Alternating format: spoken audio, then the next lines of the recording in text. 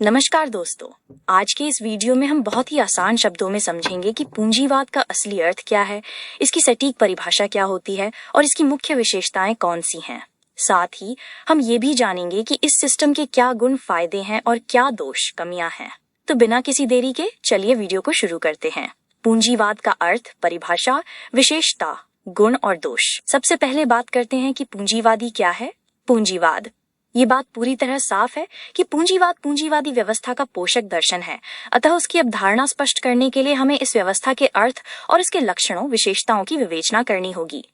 मोटे तौर पर हम यही कह सकते हैं कि मानव जाति के आदिम व्यवस्था के पश्चात अपनी सभ्यता के विकास के प्रारंभ में निजी संपत्ति की जिस अर्थव्यवस्था को जन्म दिया, पूंजीवादी व्यवस्था उसकी आज तक की सबसे विकसित अवस्था है। यह व्यवस्था मालिक दास प्रथा के रूप में प्रारंभ हुई, जो मार्क्सवाद के अनुसार उसके विरोधाभास ने सामंती व्यवस्था को जन्म दिया। मूलतः कृषि और ग्रामीण कुटीर उद्योग धंधों पर आधारित थी, अथवा आज भी उसके विशुद्ध अथवा मिश्रित स्वरूप के वे ही आधार हैं। उसने राजनीतिक प्रणाली के रूप में मूलतः राजतंत्र और आगे चलकर अन्य सर्वाधिकारवादी तंत्रों तथा सामाजिक व्यवस्था के रूप में सामंती समाज एवं संस्कृति को जन्म दिया। काल और परिस्थितियों के परिप्रेक्ष्य में उसके विरोधाभास ने बड़ी मशीनों पर आधारित जिस औद्योगिक आर्थिक प्रणाली की स्थापना की, उसने पूंजीवादी अर्थव्यवस्था तथा उससे प्रभावित सामाजिक एवं सांस्कृतिक व्यवस्था को जन्म दिया। पूंजीवादी व्यवस्था का कोई स्थायी स्वरूप नहीं रहा है। प्रारंभ में ये यथेच्छार्यता, लेसे फेयर के सिद्धांत पर आधारित थी। वहीं इसने उसकी विकृतियों के दुष्प्रभाव से बचने के लिए नव व्यक्तिवाद को आधार बनाया। आगे चलकर काल और परिस्थितियों के परिप्रेक्ष्य में यह अपने दार्शनिक आधारों तथा अपने स्वरूप में परिवर्तन करती रही है, परंतु इसने अपने को कभी अपने मूलाधारों से कभी अलग नहीं होने दिया। और उन्हें बचाने के लिए हो तो इसके पोषक और संरक्षक चिंतक नए चिंतनों वादों का प्रतिपादन करते रहे हैं। मार्क्सवाद अथवा समाजवाद के प्रहार से रक्षा के लिए ही तो लोक कल्याणकारी राज्य समाजवादी समाज तथा इन्हीं की तरह की अन्य समाजवादी अवधारणाओं का प्रतिपादन किया गया। काल और परिस्थितियों के परिप्रेक्ष्य में जो भी व्यवस्था औद्योगिक निजी संपत्ति और मुनाफे की प्रणाली की रक्षा एवं उसके पोषण के लिए अपरिहार्य होगी, पूंजीवाद उसका समर्थक होगा। 18वीं एवं 19वीं शताब्दी अर्थात 1750 से 1850 के बीच वैज्ञानिक एवं तकनीकी प्रगति के फलस्वरूप बड़ी मशीनों पर आधारित उद्योगों की स्थापना के रूप में जो औद्योगिक क्रांति हुई, उसने सामंती आर्थिक एवं सामाजिक सांस्कृतिक प्रणाली का अंत कर पूंजीवादी व्यवस्था को जन्म दिया। जहां सामंती व्यवस्था कृषि भूमि पर सामंतों के स्वामित्व और उनके सामाजिक राजनीतिक प्रभुत्व का समर्थन करती, वहीं पूंजीवादी प्रणाली औद्योगिक उत्पादन के साधनों तथा उससे उत्पन्न पूंजी और संपत्ति के निजीकरण तथा पूंजीपतियों अर्थात उद्योगपतियों के सामाजिक एवं आर्थिक प्रभुत्व की व्यवस्था करती है। ये राजनीतिक सत्ता पर भी उनके अप्रत्यक्ष प्रभुत्व का मार्ग प्रशस्त करती है। पूंजीवादी व्यवस्था मूलतः एक आर्थिक व्यवस्था है जो उद्योग एवं व्यापार में पूंजी के विनियोजन तथा उससे मुनाफे और पूंजी निर्माण का मार्ग प्रशस्त करती है। ये कृषि और कुटीर उद्योग माइनस धंधों के क्षेत्र में भी क्रांतिकारी परिवर्तन कर उन्हें औद्योगिक प्रकृति का बनाने की व्यवस्था करती है। इसका जितना ही विकास होता जाएगा, कृषि तथा कुटीर उद्योग माइनस धंधों का उतना ही आधुनिकीकरण होता जाएगा। पिछड़े तथा विकासशील देशों में जब तक ये व्यवस्था पूरी तरह विकसित नहीं हो जाती, तब तक वे आर्थिक, सामाजिक, सांस्कृतिक और राजनीतिक क्षेत्रों में सामंती व्यवस्था के लक्षणों से काफी हद तक अथवा अर्ध रूप में युक्त होते हैं। पूंजीवादी व्यवस्था आर्थिक ही नहीं अपितु सामाजिक एवं सांस्कृतिक क्षेत्र में भी क्रांतिकारी परिवर्तन करती है। ये पूंजीवादी संस्कृति से प्रभावित समाज का निर्माण करती है। राजनीतिक प्रणाली के रूप में ये मूलत लोकतंत्र का समर्थन करती है, परंतु जब वो अपनी विकृतियों के कारण इसके लिए घातक होने लगता है, तो ये आर्थिक एवं सामाजिक अनुशासन के नाम पर फासीवाद और नाजीवाद जैसे सर्वाधिकारवादी तंत्रों का सहारा लेने में भी नहीं हिचकती है। ये गैर मार्क्सवादी समाजवाद के उस किसी भी प्रकार का विरोध नहीं करती जो इसके मूलभूत आधारों लिए घातक नहीं सिद्ध या हो सकते हैं। पूंजीवादी अर्थव्यवस्था की विशेषताएं। पूंजीवादी व्यवस्था की अवधारणा स्पष्ट करने के लिए हमें इसके लक्षणों, विशेषताओं की विवेचना करनी होगी। L.M. हैकर के अनुसार पूंजीवाद मूलतः एक आर्थिक व्यवस्था है जो मुनाफा कमाने की मनोवृत्ति पर आधारित होता है। इसके प्रमुख लक्षण हैं उत्पादन के साधनों का निजी स्वामित्व, आर्थिक लाभ की दृष्टि से उनका संचालन, उन पर निजी उद्यमियों का नियंत्रण तथा भरण एवं वेतन की प्रणाली। पूंजीवादी व्यवस्था की विवेचना से इसके जो आधारभूत लक्षण सामने आते हैं वे इस प्रकार हैं।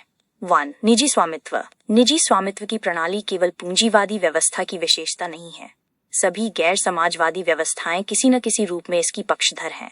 जहां सामंती व्यवस्था कृषि के निजी स्वामित्व पर आधारित होती है, वहीं पूंजीवादी प्रणाली औद्योगिक संपत्ति एवं साधनों तथा पूंजी के व्यक्तिगत मालिकाने में विश्वास करती है। इसकी मूलभूत मान्यता है कि निजी स्वामित्व से तकनीकी और औद्योगिक विकास करने की प्रेरणा मिलती है।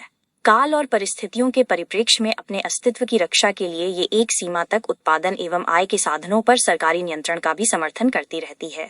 समाज की पूरी अर्थव्यवस्था पर पूंजीपति वर्ग का प्रत्यक्ष अथवा अप्रत्यक्ष नियंत्रण स्थापित करना इसका मूलभूत लक्ष्य है। 2. बाजार की अर्थव्यवस्था। पूंजीवादी व्यवस्था बाजार की अर्थव्यवस्था में विश्वास करती है। इसका तात्पर्य है कि इसमें आवश्यकताओं की पूर्ति नहीं बल्कि मुनाफे के लिए उत्पादन किया जाता है।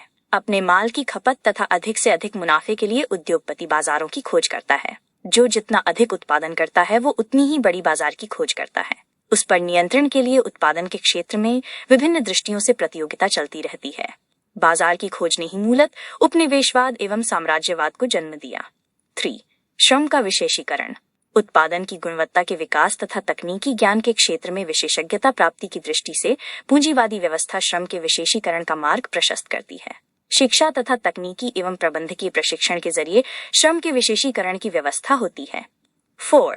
मालिक मजदूर संबंध की व्यवस्था। पूंजीवादी व्यवस्था मालिक मजदूर संबंध पर आधारित होती है। उत्पादन के साधनों के निजी स्वामित्व के कारण उद्योगपति अपने को मजदूरों का मालिक समझता है।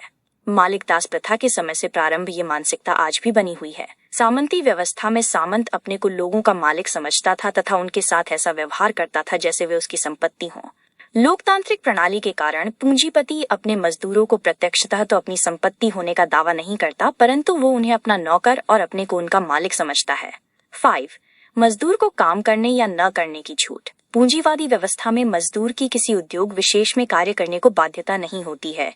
वह अपनी इच्छा और अपने हित की दृष्टि से ही किसी उद्योग में कार्य करता है। वह उसे छोड़ने के लिए स्वतंत्र होता है। उसे छोड़ते समय वो सरकार द्वारा निर्धारित शर्तों का पालन करने के लिए बाध्य होता है। मालिक भी सरकारी नियमों का पालन करते हुए किसी भी मजदूर को किसी भी समय काम से अलग कर सकता है। सामंती व्यवस्था में आम आदमी की नहीं बल्कि सामंत की मर्जी चलती है। 6. उपभोक्ता को माल चयन की स्वतंत्रता। पूंजीवादी व्यवस्था में उपभोक्ता को माल के चयन और उसे खरीदने की पूरी छूट होती है। प्रतियोगिता की व्यवस्था उसे इसके लिए पूरा अवसर देती है। 7. स्वतंत्र प्रतियोगिता। पूंजीवादी व्यवस्था स्वतंत्र प्रतियोगिता में विश्वास करती है। उसकी मान्यता है कि इससे उत्पादन में अधिक से अधिक वृद्धि होती है तथा उसकी गुणवत्ता का विकास होता है। 8. मुनाफा लक्ष्य। इस व्यवस्था में उत्पादन मूलतः लाभ की दृष्टि से किया जाता है। उसके लिए कम से कम लागत से अधिक उत्पादन तथा माल की गुणवत्ता का विकास करने का प्रयास किया जाता है। पूंजीवाद के गुण और दोष। 18वीं शताब्दी में यूरोपीय देशों के औद्योगिकरण के साथ जन्मी पूंजीवादी व्यवस्था तथा उसके समर्थक आर्थिक एवं राजनीतिक दर्शन पूंजीवाद के निम्नलिखित गुण हैं। पूंजीवाद के गुण। Properties of capitalism. 1. सामंती व्यवस्था की मानसिकता से मुक्ति। पूंजीवादी व्यवस्था तथा पूंजीवादी दर्शन ने मानव समाज को सामंती व्यवस्था की उस मानसिकता से मुक्त किया जो प्रतिक्रियावादी थी। वो अवैज्ञानिक मानसिकता थी जो वैज्ञानिक एवं तकनीकी प्रगति में नहीं बल्कि रूढ़िवादिता तथा सामाजिक और धार्मिक कट्टरता में विश्वास करती थी। वो व्यक्ति की वैज्ञानिक सोच पर रोक लगाती तथा उसका विरोध करती थी। वो एक ऐसी व्यवस्था थी जो व्यक्ति को ग्रामीण जीवन से आगे जाने की प्रेरणा ही नहीं देती थी। पूंजीवादी व्यवस्था और दर्शन ने लोगों को वैज्ञानिक सोच तथा अधिक से अधिक वैज्ञानिक, तकनीकी और भौतिक प्रगति करने को प्रेरित किया। आज की वैज्ञानिक, तकनीकी और भौतिक प्रगति पूंजीवाद की ही देन है। 2. सांस्कृतिक परिवर्तन, वैज्ञानिक सोच तथा वैज्ञानिक, तकनीकी और भौतिक प्रगति का मार्ग प्रशस्त कर पूंजीवाद ने ग्रामीण के स्थान पर औद्योगिक एवं शहरी संस्कृति को जन्म दिया। ये एक प्रगतिशील संस्कृति थी जिसने व्यक्तियों को रूढ़िवादिता से मुक्त कर उनके भौतिक जीवन को सार्थक बनाने की भूमिका तैयार की। इसने समाज में लोकतंत्रीय मूल्यों को मान्यता प्रदान किए जाने का मार्ग प्रशस्त किया। ये रूढ़िवादी आध्यात्मिकता के स्थान पर भौतिकवादी मूल्यों को मान्यता प्रदान करने वाली संस्कृति है। 3. प्रगतिशील अर्थव्यवस्था की स्थापना। पूंजीवादी व्यवस्था एक प्रगतिशील अर्थव्यवस्था के रूप में सामने आई क्योंकि इसने कुटीर उद्योग धंधों के स्थान पर बड़ी मशीनों पर आधारित उद्योगीकरण को जन्म दिया। सामंती अर्थव्यवस्था कृषि और कुटीर उद्योग माइनस धन्यों पर आधारित होने के कारण सीमित थी। वह मनुष्य को अच्छा भौतिक जीवन उपलब्ध कराने में सक्षम नहीं थी। वो उसकी बढ़ती हुई भौतिक आवश्यकताओं की पूर्ति में समर्थ नहीं थी। उसमें आम आदमी का जीवन पशुवत था। सुखी जीवन बिताने का अधिकार केवल सामंतों और व्यापारियों को था। आज पिछड़े ग्रामीण क्षेत्रों में सामंती अर्थव्यवस्था का ही प्रभाव देखने को मिलता है। 4. वैज्ञानिक और तकनीकी प्रगति। औद्योगिक दृष्टि से सामंती व्यवस्था कुटीर उद्योग माइनस धंधों पर आधारित थी, अतः उसके लिए वैज्ञानिक और तकनीकी प्रगति पर ध्यान देने की कोई आवश्यकता नहीं थी। मनुष्य की बढ़ती आवश्यकताओं ने बड़ी मशीनों पर आधारित उद्योगीकरण का मार्ग प्रशस्त किया। उसने वैज्ञानिक और तकनीकी प्रगति को आवश्यक बना दिया। इन दोनों क्षेत्रों की प्रगति के बिना बड़े एवं विकसित उद्योगों की स्थापना नहीं हो सकती है। कम से कम लागत से अधिक उन्नत उत्पादन के अपने लक्ष्य की पूर्ति के लिए पूंजीवादी व्यवस्था वैज्ञानिक और तकनीकी प्रगति को दिन प्रतिदिन तेज करती जाती है। 5. नगरीय सामाजिक जीवन। पूंजीवादी व्यवस्था ने आर्थिक और सांस्कृतिक ही नहीं अपितु सामाजिक जीवन को भी प्रगतिशील बनाया। उद्योगीकरण के कारण बड़े औद्योगिक केंद्रों तथा नगरों का जन्म हुआ।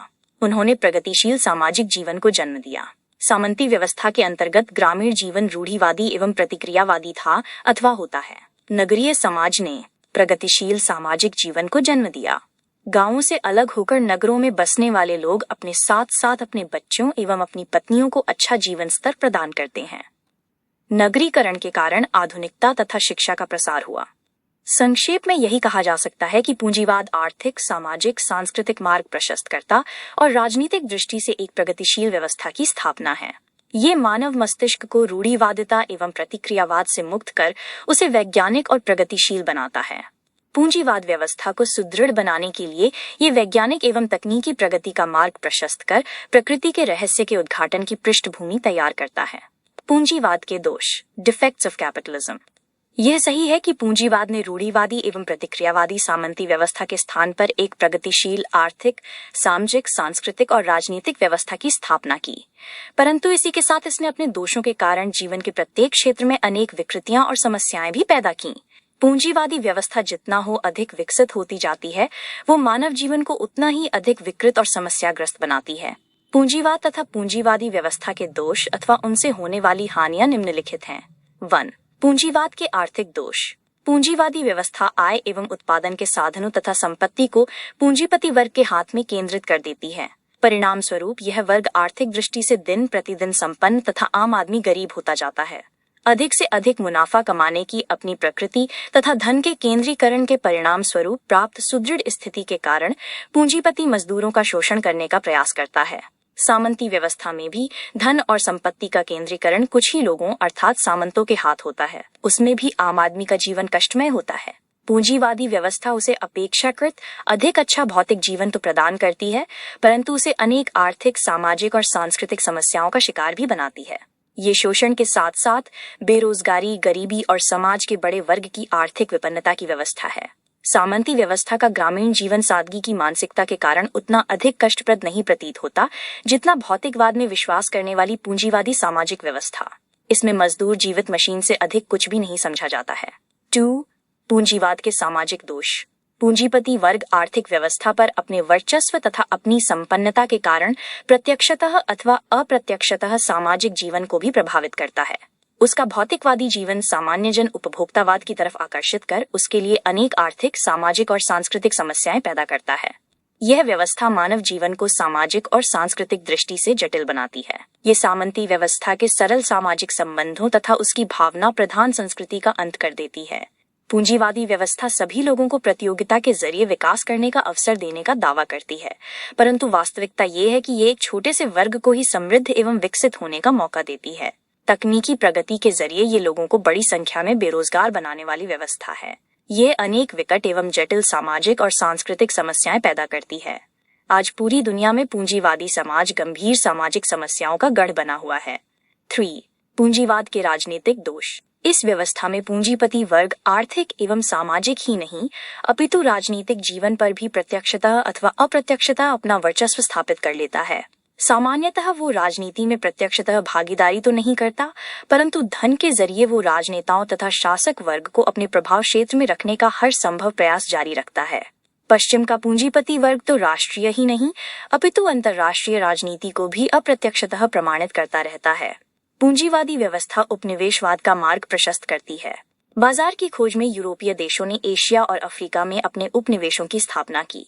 ये भयंकर और विनाशकारी युद्धों अथवा महायुद्धों को जन्म देती है। 4. पूंजीवाद के मनोवैज्ञानिक दोष। पूंजीवादी व्यवस्था आर्थिक, सामाजिक और सांस्कृतिक ही नहीं अपितु मनोवैज्ञानिक समस्याएं भी पैदा करती है, क्योंकि इसमें व्यक्ति हमेशा असुरक्षा की भावना से ग्रस्त होता है। आज का पूंजीवादी समाज इस भावना के कारण ही अनेक सामाजिक एवं सांस्कृतिक समस्याओं का शिकार है। उसका युवा वर्ग शांति और सुखमय जीवन के लिए लालायित है। इसमें पारिवारिक और सामाजिक जीवन तेजी से विघटित होता जा रहा है। मानवीय मूल्यों का तेजी से ह्रास हो रहा है। अगर आपको ये जानकारी काम की लगी हो तो वीडियो को लाइक करना न भूलें, अपने दोस्तों के साथ शेयर करें और ऐसी ही और ज्ञानवर्धक वीडियो देखने के लिए हमारे चैनल को सब्सक्राइब जरूर करें। मिलते हैं अगले वीडियो में, तब तक के लिए सीखते रहिए, आगे बढ़ते रहिए।